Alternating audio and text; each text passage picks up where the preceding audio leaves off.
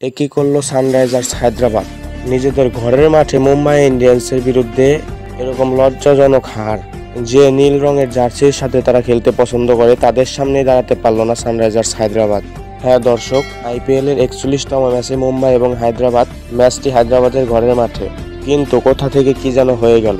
ইনিংসের দ্বিতীয় ওভারে টেবিল হেল্ডের বিদায়, তার সংগ্রহ 4 বলে 0 রান এবং তৃতীয় ওভারের প্রথম বলেই ঈশান কিষানের সেই মহাসমালোচনাকৃত আউট, যেখানে আম্পায়ার প্রথমে ওয়াইড দিয়েও পরে আউট দিয়েছেন শুধুমাত্র ঈশান কিষানের জন্য।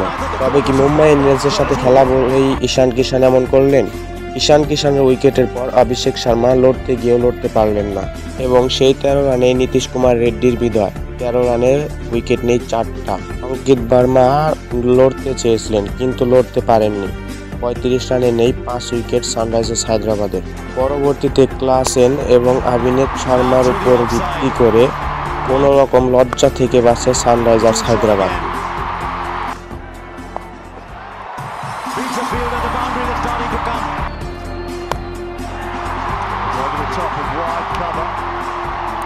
চৌত্রিশ বলে 50 করেন হেনরি ক্লাসেন। অপরদিকে অভিষেক শর্মা কোনো রকম হেনরি ক্লাসেনকে সাপোর্ট দিচ্ছিলেন, যার ফলে ষষ্ঠ উইকেটে 64 বলে 99 রানের পার্টনারশিপ সানরাইজার্স হায়দ্রাবাদের।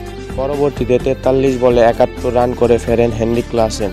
পরবর্তীতে 37 বলে 43 রান করে ফেরেন অভিষেক শর্মা, যার ফলে কোনো রকমে 20 ওভারে 143 রানের সংগ্রহ করে সানরাইজার্স হায়দ্রাবাদ। 144 রানের টার্গেটে ব্যাট করতে নামে মুম্বাই ইন্ডিয়ান্স। ইনিংসের দ্বিতীয় ওভারে 13 রানে বিদায় রায়াল রিকালটনের, তার সংগ্রহ 11 রান। পরবর্তীতে উইল জ্যাক্সকে নিয়ে পার্টনারশিপ গড়লেও উইল জ্যাক্স ক্রিজে বেশিক্ষণ থাকতে পারেনি, তার সংগ্রহ 19 বলে 22 রান। কিন্তু ক্রিজে টিকেছিলেন রোহিত শর্মা এবং 37 বলে করেন হাফ সেঞ্চুরি। পরবর্তীতে রোহিত শর্মা 44 বলে 70 রানে আউট হলেও তেমন কোনো প্রভাব পড়েনি মুম্বাই ইন্ডিয়ান্সে।